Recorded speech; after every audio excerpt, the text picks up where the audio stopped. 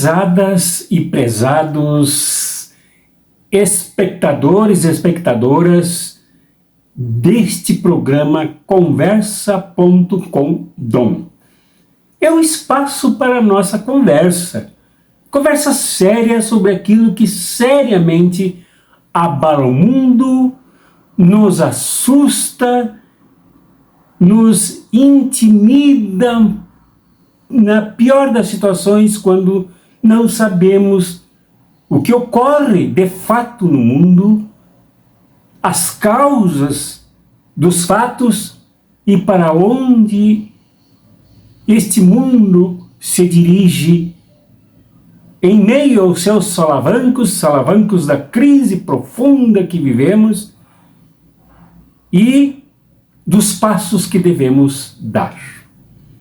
É isso que conversamos aqui no Conversa.com.dom.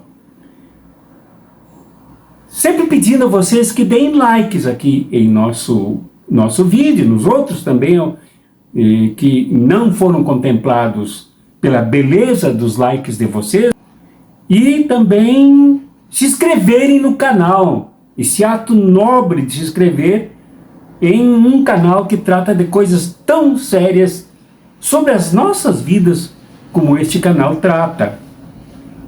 E também de comentário. Os comentários de vocês são de extrema relevância e sempre me chamam a atenção. E chamam a atenção também de outras pessoas que dão likes dos próprios comentários. Isto é ótimo, maravilhoso. Amplia a participação democrática da nossa audiência, da nossa comunidade Cartas Proféticas. E também compartilhem os vídeos, por favor, compartilhem.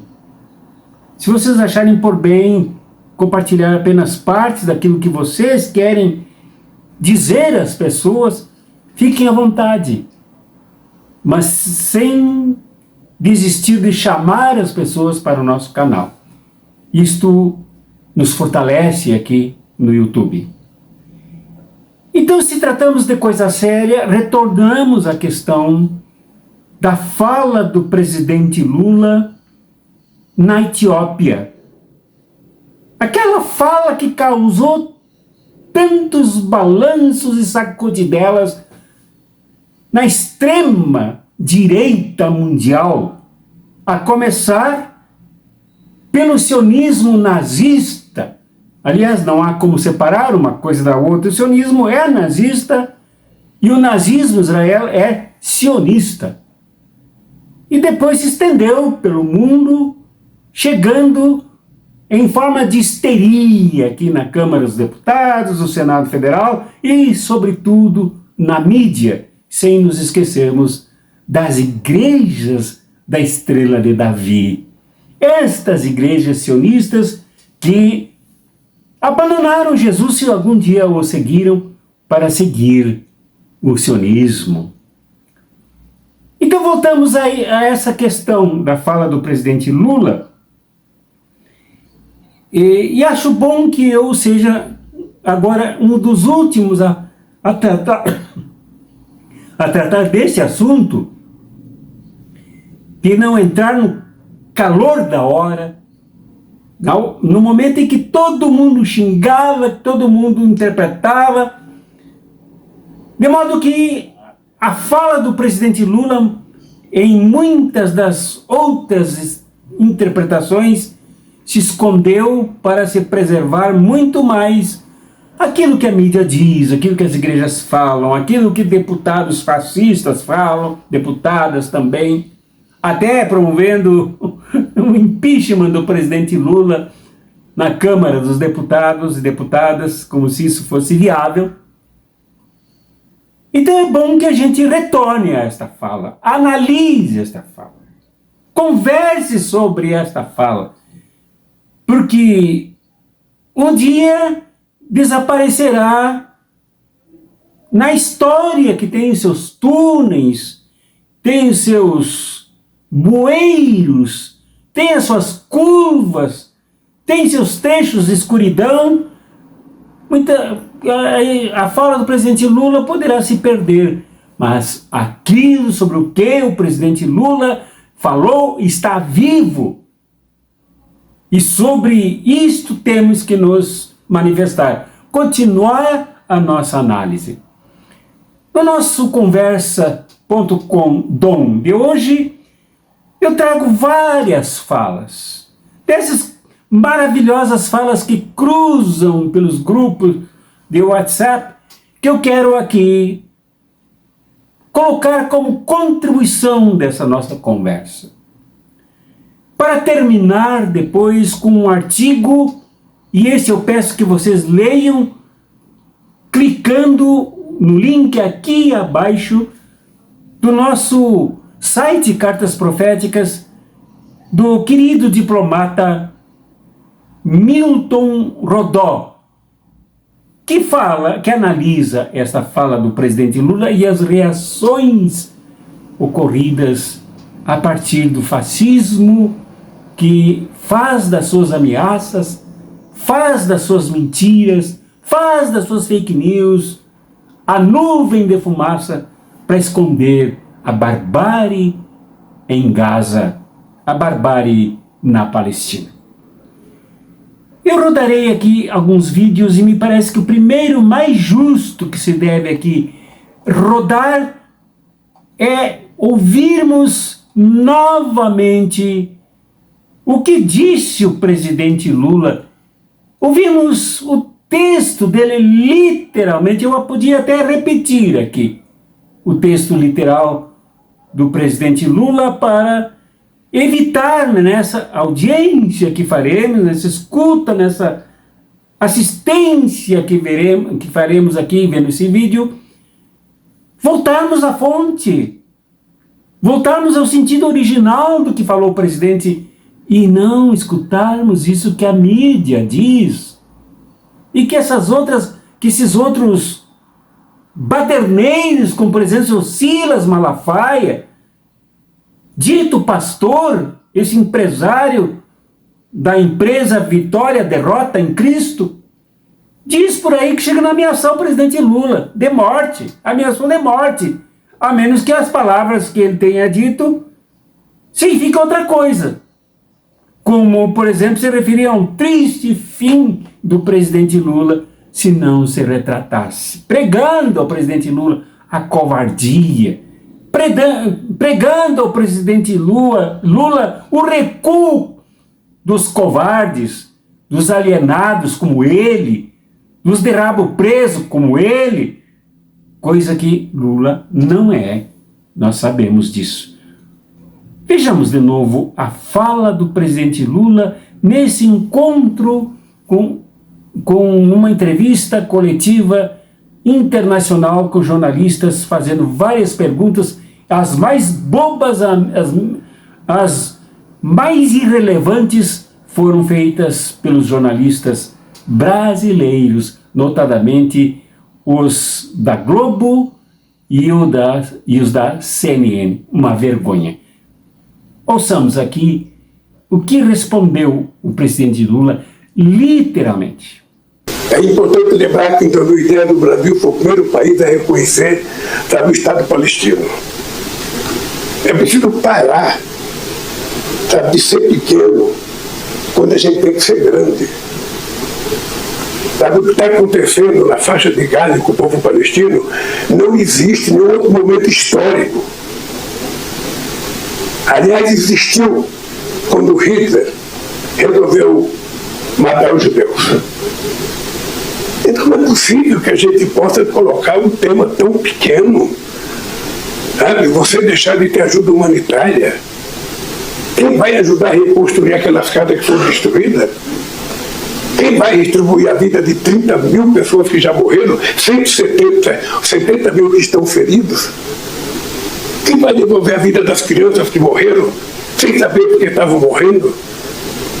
Isso é pouco para mexer com o senso humanitário dos dirigentes políticos do planeta? Então, sinceramente, sabe, ou os dirigentes políticos mudam o seu comportamento com relação ao ser humano, ou o ser humano vai terminar mudando a classe política. Agora, veremos e ouviremos Úrsula Vidal. E quando eu digo veremos, gostaria que prestássemos atenção nos traços do seu rosto, no peso da sua imagem, pela dor que ela sente, de um texto que não é somente um encarreiramento de orações, de frases, de parágrafos, mas é sobre o que ocorre, lamentavelmente, em Gaza. Um texto que é um artigo de Dori Carazinho, publicado num jornal que não tem nada de esquerda, muito pelo contrário, tem nada de comunista, muito ao contrário. É um jornal de direita, porta-voz principal da família Marinho, jornal O Globo. Lá está esse artigo por inteiro, e ela lerá um trecho sobre o que de fato acontece com as crianças, principalmente na Palestina, que é de doer, e nós precisamos sentir esta dor que faz o rosto dela sofrer enquanto ela lê esse pequeno trecho. Trechos do artigo de Dorit Harazim, publicado neste domingo, 18 de fevereiro, em O Globo. Em nenhuma guerra anterior a orfandade infantil fora tão maciça. De qualquer ângulo que se olhe, as crianças palestinas do enclave formam um capítulo à parte da desumanidade em curso. Estatísticas de guerras anteriores mundo afora registravam média de 20% de crianças do cômputo total de vítimas. Em Gaza, elas são 40%.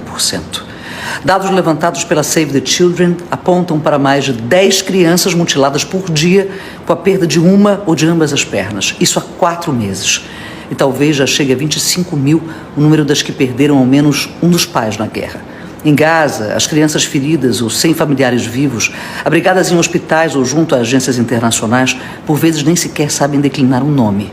Emergem mudas de algum escombro cobertas de pó e sangue. Não choram, não demonstram medo. Estão em choque, à deriva, na devastação geral. Inicia-se então uma labiríntica procura por alguma família aparentada capaz de acolher mais uma infância em ruínas.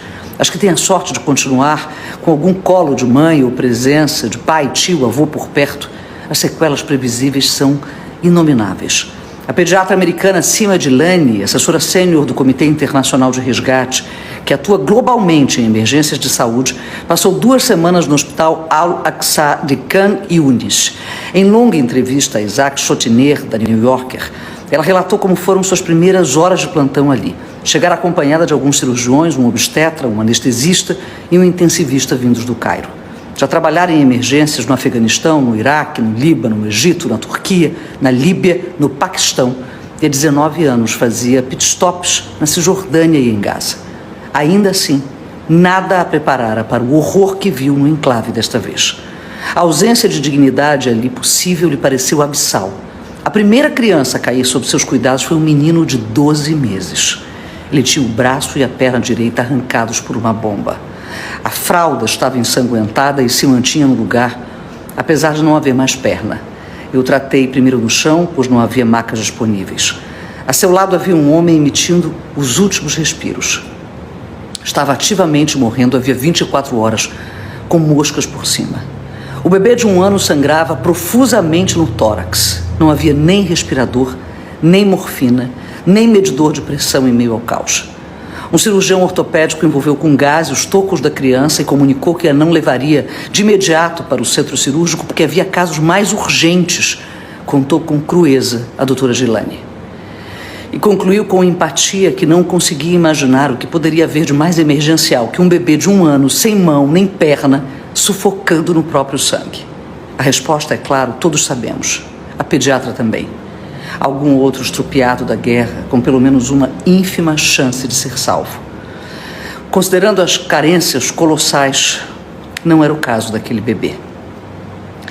Dias atrás, mais um complexo hospitalar em Khan Yunis foi submetido a assalto maciço por parte das tropas de Israel. Segundo o governo de Benjamin Netanyahu, o hospital abrigava integrantes do Hamas e poderia esconder os restos mortais de alguns dos 130 reféns israelenses ainda em mãos do grupo terrorista. O caos, as mortes, o desamparo de civis apenas se repetem e se avolumam. O anunciado plano israelense de ataque, turras e muts às cidades de Rafah visando derrotar os terroristas do Hamas é uma insânia. Ali está exprimido 1,5 milhão de palestinos já exauridos. Fugiram do chão que habitavam mais ao norte para escapar dos bombardeios. Estão numa ratoeira, enquanto o Egito ergue um muro de 7 metros de altura delimitando vasta área do Sinai. Talvez para recebê-los in extremis, quem sabe o mundo acorda. Como constatou o maravilhoso psicanalista Viktor Frankl, judeu austríaco que sobreviveu ao Auschwitz, no fundo existem apenas 2 raças: pessoas decentes e pessoas indecentes. E diante do fato de se dizer que o presidente Lula minimizou o Holocausto e que foi antissemita, e essa é uma atitude vitimista desse marginal. A fala do presidente Lula eu achei que foi no ponto. Eu sou descendente de judeus sefarditas. Eu não entendi que ele fez uma agressão, né, aos judeus. Ao contrário. Tudo que ele foi dizer, existe um Estado que está massacrando um povo e isso já ocorreu em outras etapas. Ele leva ao entendimento da contradição e do paradoxo que é o Estado que foi criado exatamente por uma perseguição exclusivista, não apenas dos judeus, mas os ciganos, os negros, homossexuais na Alemanha nazista. Ele fala, se vocês já sofreram isso e vocês criaram esse Estado para fugir disso, evitem o drama de causar isso aos outros, de causar isso a um povo que já estava ali. E aí o curioso da fala do Lula, e novamente, ele poderia ter dito isso de forma diferente? Poderia, mas não teria gerado o resultado que gerou. A reação externa foi essencialmente motivar os países a relembrar que esse conflito ainda existe, porque ele já estava entrando naquela condução morna, né, da imprensa, e Lula traz isso de volta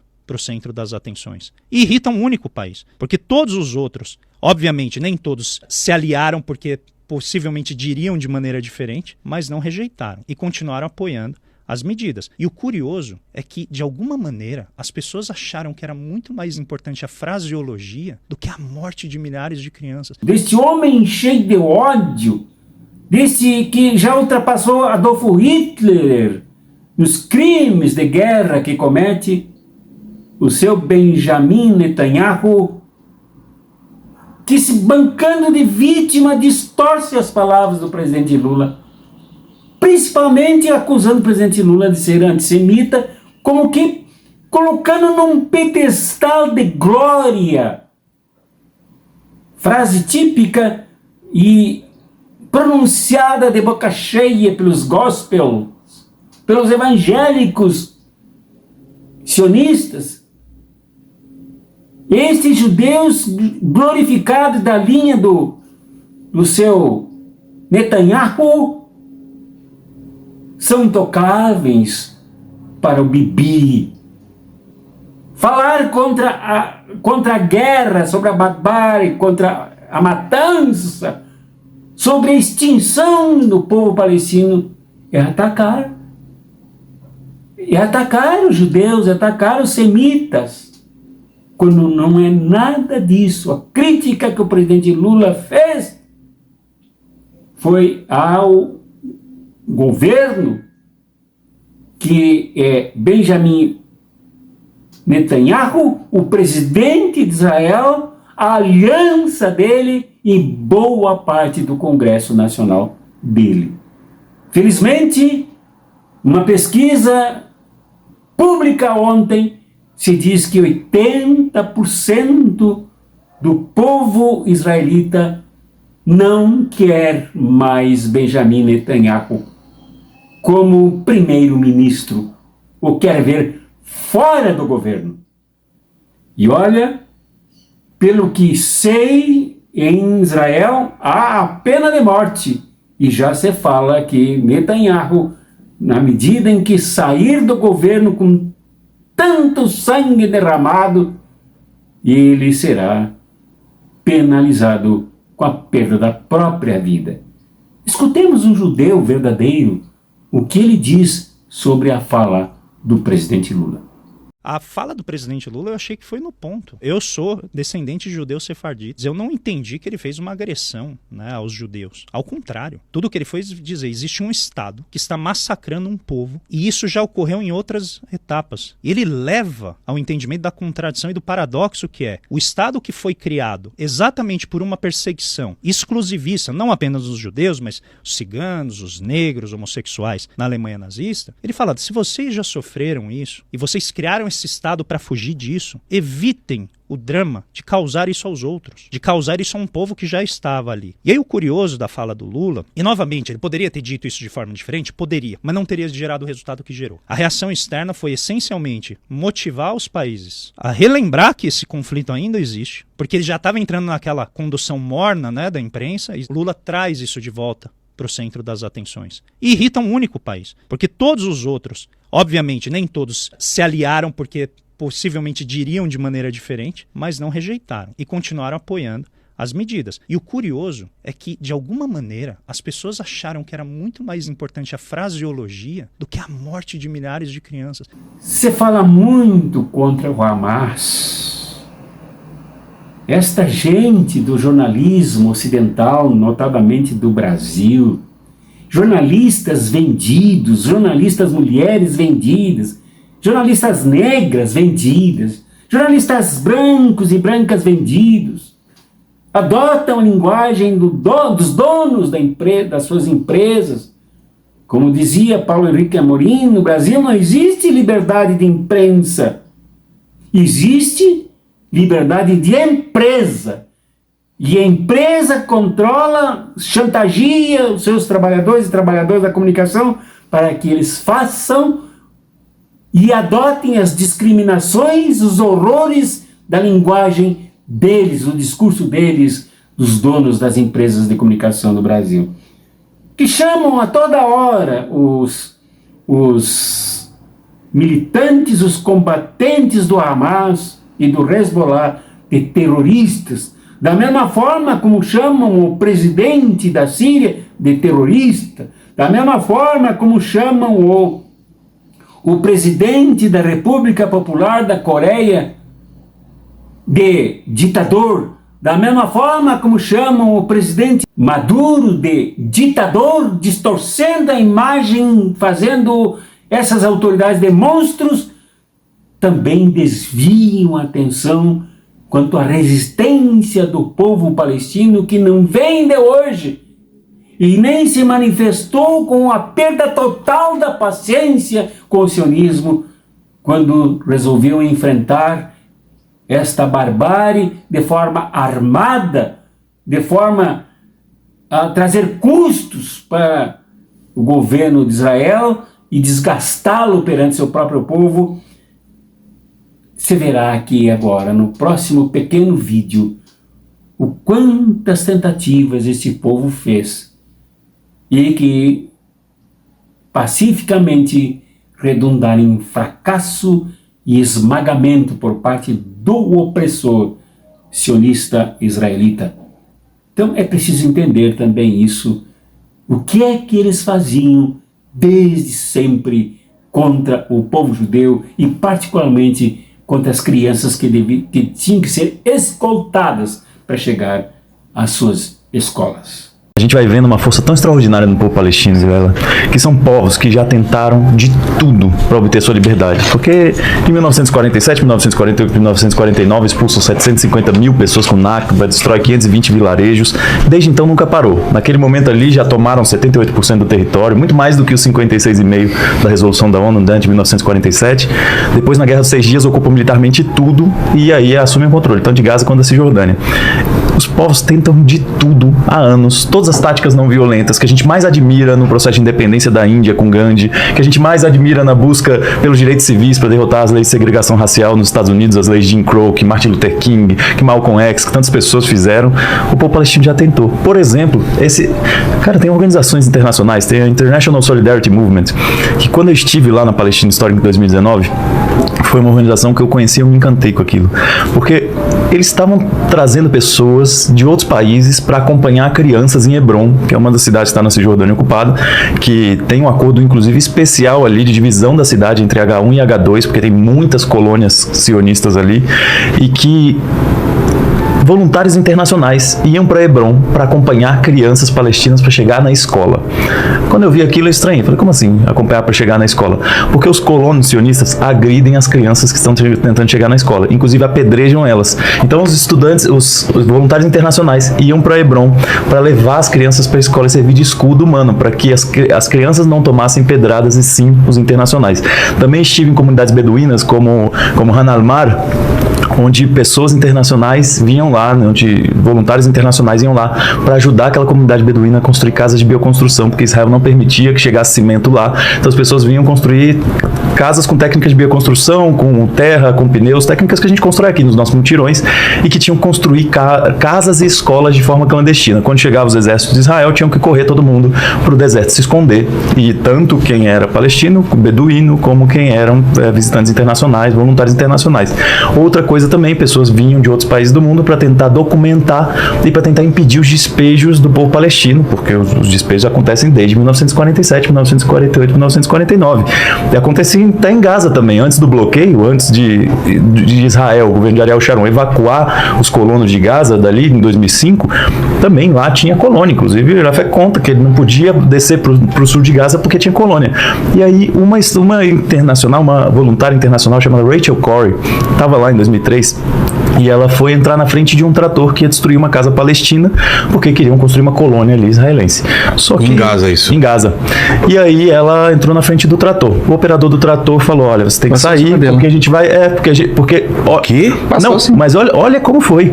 Ele chegou e naquele momento ele falou, olha, você tem que sair. Ela falou, não vou sair porque o direito internacional diz que isso é território palestino. Vocês estão errados de estar aqui, vocês não podem desalojar essa família. Ele falou, olha, eu tenho a ordem para passar em cima dessa casa, para destruir essa casa. Ela falou, desculpa, mas eu não vou sair.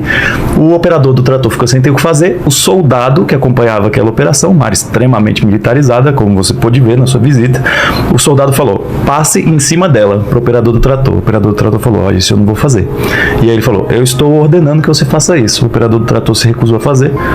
O operador foi removido do trator, o soldado assumiu o trator e passou em cima da Rachel Corrie 2 vezes, assassinou essa cidadã estadunidense de 23 anos, voluntária, que estava lá para impedir uma violação do direito internacional.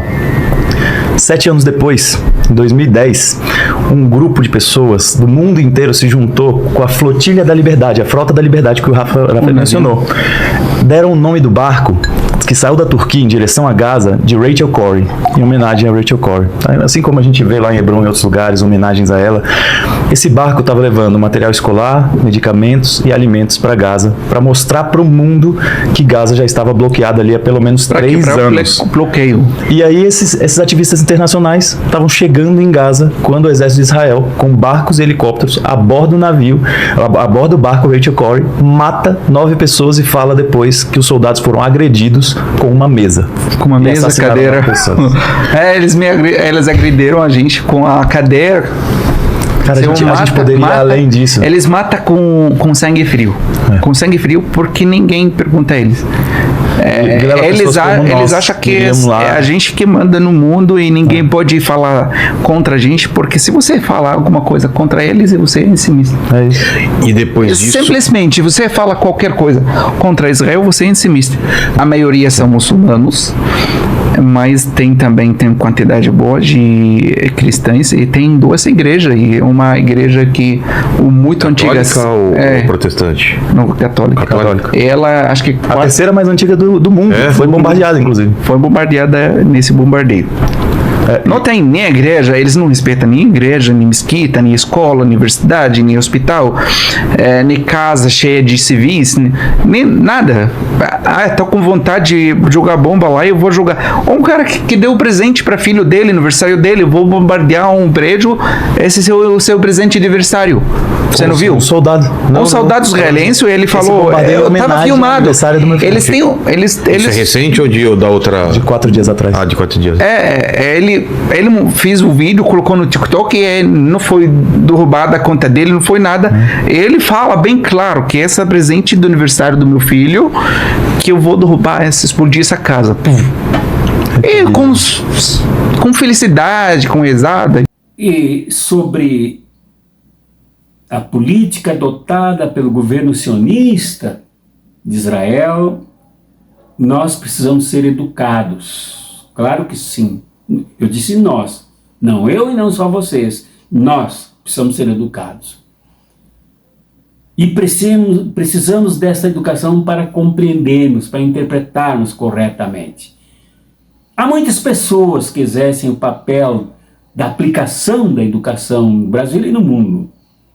E o teatro, quando bem usado, também serve para nos educar e abrir a nossa percepção diante do que ocorre na Palestina, que é demonstração do que ocorre em vários lugares do mundo. E aqui não há tempo para falar sobre isso, sobre o que os Estados Unidos, o que o sionismo, o que os adeptos do apartheid fazem pelo mundo inteiro. Olha o que esse grupo teatral fez em Belo Horizonte ao se apresentar repentinamente numa praça de alimentação de um shopping, esse templo do neoliberalismo, esse templo que sacrificou toda uma região com seu comércio produtivo e desempregou milhões de pessoas, serviu para a denúncia e a educação exercida por um teatro. Quem não viu, assista, por favor. Quem é que vocês condenam? Quem? O que vocês condenam? Eu condeno a ocupação militar, matar civis inocentes, matar crianças.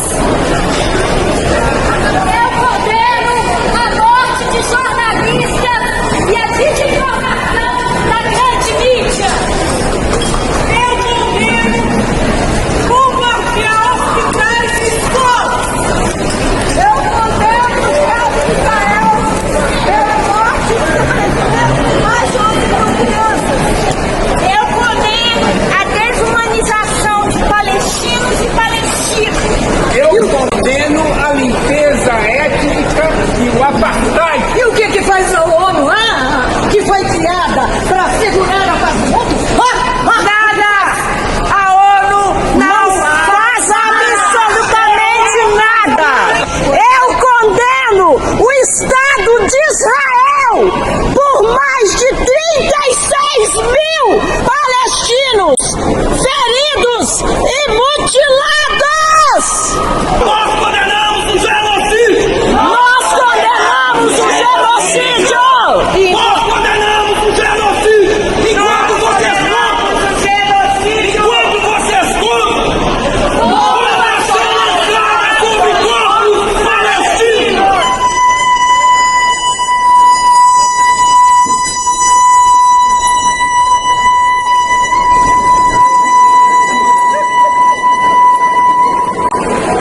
Quem somos nós? Boa tarde a todas as pessoas que estão aqui nesse shopping. Nós somos cidadãs e cidadãos de BH, tal como vocês. Somos mulheres e homens, jovens e adultos, pessoas de todas as cores e com diversidade de ideias e posições. Mas acreditamos na humanidade. Por isso estamos aqui, trazendo nossa solidariedade ao povo da Palestina.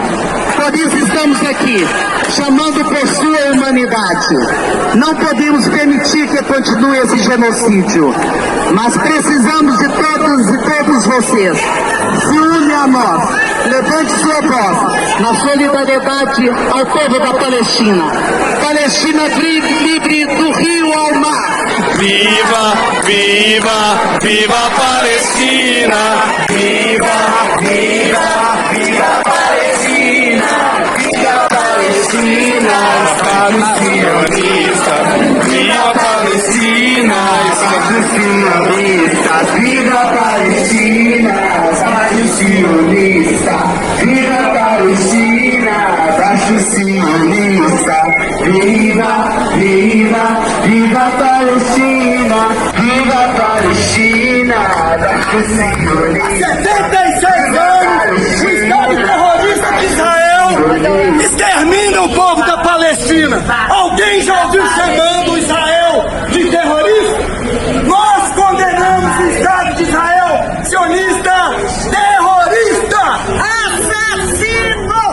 Viva Palestina!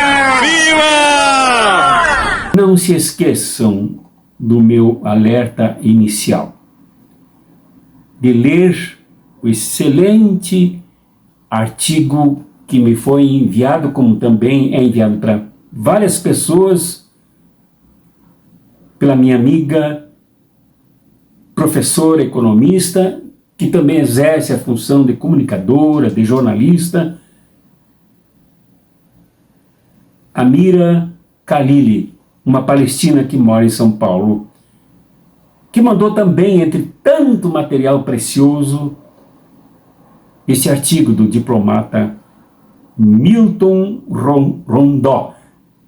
Leiam, por favor, no site Cartas Proféticas, e encerraremos com uma música palestina, de um povo que resiste, que não se acovarda entre morrer massacrado pelas pedradas, pelos tiros, pelas gasolinas derramadas sobre as crianças, depois incendiadas com fósforo, preferiu a resistência, preferiu a luta, mostrando assim ao mundo que nada muda se não for pela resistência e pela luta. Este testemunho do povo palestino haverá de ser explicado ainda na história, e para nós, hoje e amanhã, é e será sempre profético e revolucionário. Lebe, lebe, lebe Palestina! Lebe, lebe, lebe Palestina! Lebe Palestina, o großer Zionismen!